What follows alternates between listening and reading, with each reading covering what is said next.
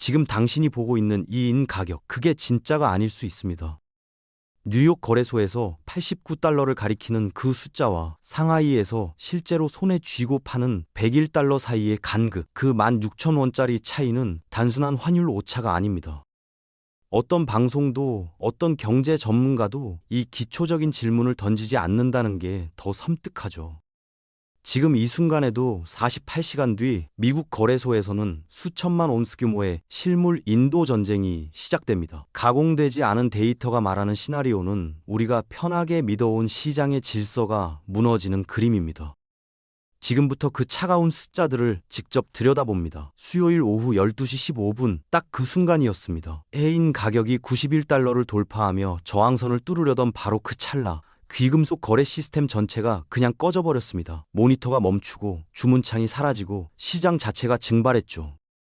천연가스는 35분 만에 거래가 재개됐습니다. 그런데 금과 은만은 달랐습니다. 무려 90분 동안 완전히 식물인간 상태였습니다. 거래소 측이 내놓은 해명은 딱 한 줄, 기술적 문제였습니다. 원인도 경위도 재발 방지책도 없었습니다. 여기서 한 가지 짚어야 할 게 있습니다. 이 타이밍이 심상치 않다는 겁니다. 은값이 핵심 저항선을 뚫기 직전이었고 48시간 뒤면 3월물, 실물 인도 결제가 본격적으로 시작되는 시점이었습니다. 전 세계 수많은 개인 투자자들이 그날 오전 차트를 보며 매수 타이밍을 잡다가 지정가 주문을 넣은 채 시스템이 꺼지는 황당한 경험을 했습니다. 주문은 사라졌고 가격은 제멋대로 움직였으며 해명은 없었습니다. 허탈함과 공포가 동시에 밀려왔다는 반응이 쏟아졌죠. 전문가들은 이 셧다운의 타이밍에 집중합니다. 가격이 오르면 공매도 세력은 위기에 처하고 그 위기의 절정에서 시스템이 멈췄습니다. 은값 폭등이 공매도 세력의 목을 조이려던 바로 그 순간 거래소가 비상 브레이크를 밟은 셈입니다. 우연이라고 보기엔 맥락이 너무 정교하고 반복되는 패턴이 너무 뚜렷합니다. 수요일 오후 1시 45분, 90분간의 침묵이 끝나고 거래가 재개됐습니다.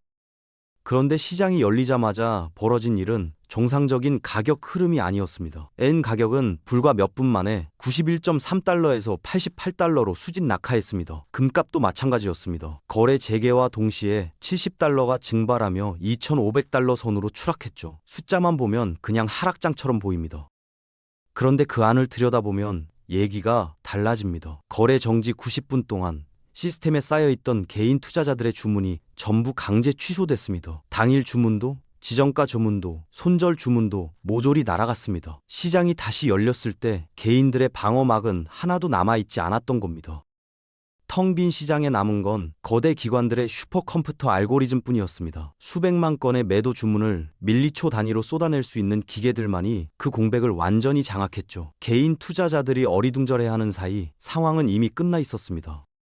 주문창을 다시 열었을 때는 손실이 확정된 뒤였고 대응할 틈 자체가 없었습니다. 이건 단순한 시장의 변동성이 아닙니다. 누군가에게는 유리하고 누군가에게는 철저히 불리하게 설계된 구조입니다. 그리고 그 구조 안에서 알고리즘은 이미 수익을 쓸어담고 빠져나간 뒤였습니다. 지난 5년 동안 단 한 번도 멈추지 않던 거래소가 올해 2월에만 벌써 2번이나 셧다운됐습니다.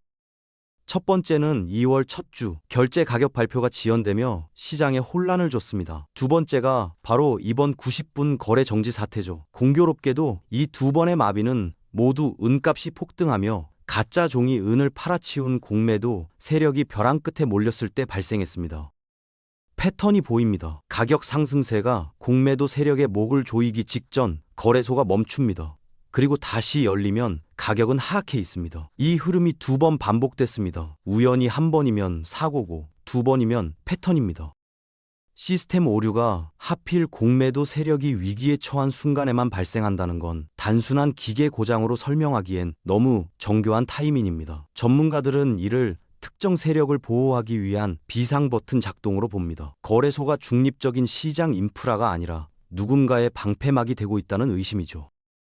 데이터는 이미 그 방향을 가리키고 있습니다. 화요일 하루 동안 미국 거래소에서 당장 내어줄 수 있는 등록된 즉 레지스터드 실버가 무려 220만 온스나 사라졌습니다. HSBC에서 64만 온스, JP 모건에서 37만 온스, 세계 최대 금융기관들의 금고에서 막대한 물량이 빠져나가거나 꼬리표가 바뀌었습니다. 그리고 지금 거래소에 남은 진짜 실물 은은 고작 8,630만 온스입니다. 이 숫자는 매일 밑빠진 독처럼 줄어들고 있죠. 문제는 이 속도입니다. 실물 인도를 요구하는 투자자들의 압박은 갈수록 거세지는데 금고 바닥은 빠르게 드러나고 있습니다. 새로운 은이 공급되지 않는 상태에서 인도 요구가 빗발치면 시스템은 버틸 수가 없습니다. 거래소 셧다운은 그 비명이 밖으로 새어나온 신호입니다. 장부상 자격이 있는 은, 엘리저블 실버는 창고에 보관된 남의 은입니다. 이걸 즉시 내줄 수 있는 등록된 은으로 포장하는 건 숫자 노름에 불과합니다. 금고 안에 은이 있는 척 보이지만 실제로 꺼내줄 수 있는 은은 이미 바닥을 향해 달려가고 있습니다. 수요일의 혼란 속에서 3월에 실물 은을 내줘야 했던 7천만 온스 규모의 계약이 5월과 7월로 대거 밀려났습니다.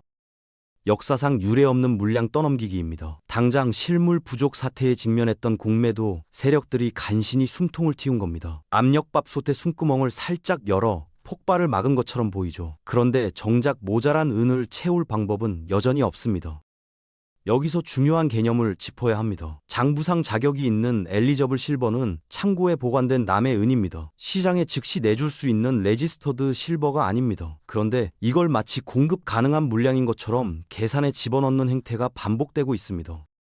숫자는 그럴듯해 보이지만 실제로 꺼내줄 수 있는 은은 따로 있고 그 양은 이미 위험 수위입니다. 날짜만 뒤로 미루는 건 해결이 아닙니다. 5월이 되면 7월이 되면 그때는 은이 생겨나는 게 아니거든요.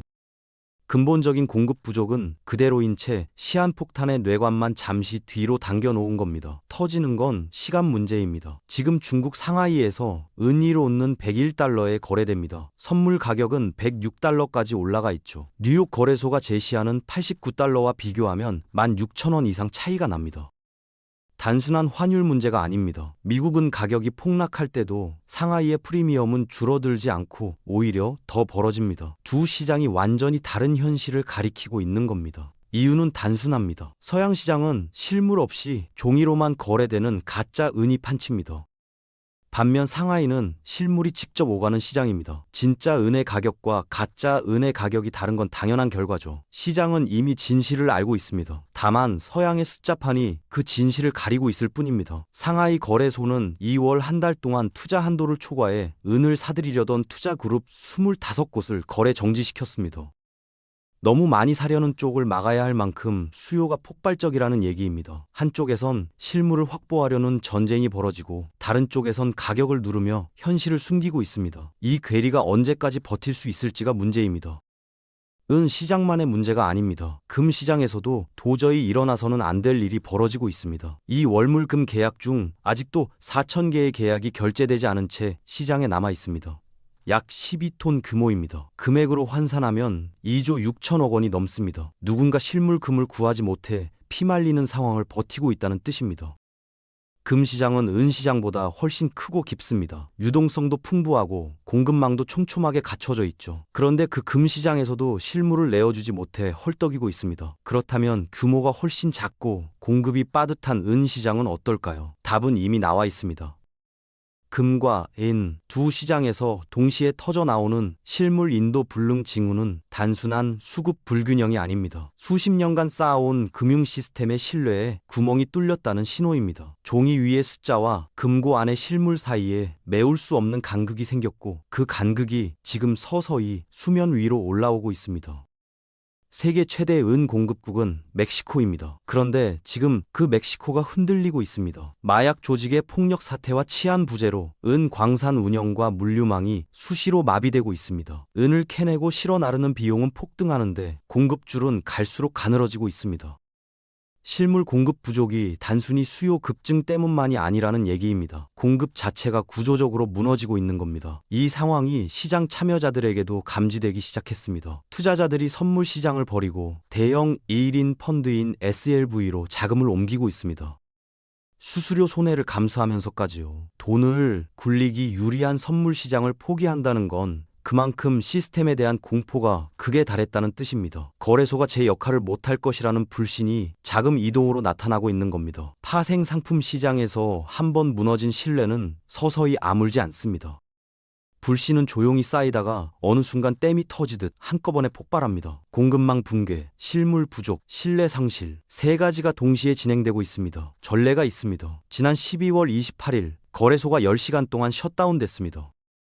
당시에도 원인은 똑같았습니다. 중국 자본의 3천만 온스 실물 인도 요구가 시스템을 압박했고 거래소는 멈춰버렸죠. 그런데 그 마비 사태 이후 은값은 불과 60일 만에 121달러를 돌파했습니다. 억눌렸던 압력이 한꺼번에 터져 나온 겁니다. 이번 수요일 사태는 당시와 구조가 동일합니다. 실물 부족, 공매도 세력의 위기, 거래소 셧다운. 같은 바이러스가 같은 곳로 나타난 겁니다. 거래소 마비라는 꼼수로 시간을 벌었지만 실물 부족, 공급망 붕괴, 상하이 프리미엄 등 본질적인 문제는 단 하나도 해결되지 않았습니다. 오히려 7천만 온스 계약 2월로 압력은 더 커진 상태입니다. 4.8 실한 뒤 3월 실물 인도 요구가 본격화됩니다. 11월에는 10시간 셧다운 후 60일 만에 가격이 폭발했습니다. 지금은 그때보다 실물 재고가 더 적고 공급망은 더 흔들리고 있으며 시장의 불신은 더 깊습니다. 데이터가 가리키는 방향은 하나입니다. 지금까지 언급한 모든 데이터는 누구나 20분이면 직접 확인할 수 있는 공개된 정보입니다. 실시간 금고 보고서, 상하이 가격 괴리, 미결제 계약 수치, 숨겨진 정보가 아닙니다. 다만 대부분의 사람들은 자신의 믿음이 깨지는 고통을 피하려 차가운 데이터를 외면합니다. 전문가의 말을 믿는 게 훨씬 편하니까요. 그런데 지금 이 시장에서 편안함은 사치입니다. 거래소 셧다운, 주문 강제 취소, 금고에서 증발하는 실물, 무너지는 공급망, 이 모든 신호가 동시에 울리고 있습니다. 시스템을 조종하는 자들과 실물의 진실 사이에서 거대한 전쟁이 벌어지고 있는 지금, 감정으로 대응하는 투자자는 살아남기 어렵습니다. 차가운 숫자로만 판단하십시오. 흔들리지 마십시오. 다가올 48시간, 그리고 그 이후를 오직 데이터로 마주할 준비가 된 투자자만이 이 전쟁에서 끝까지 버틸 수 있습니다.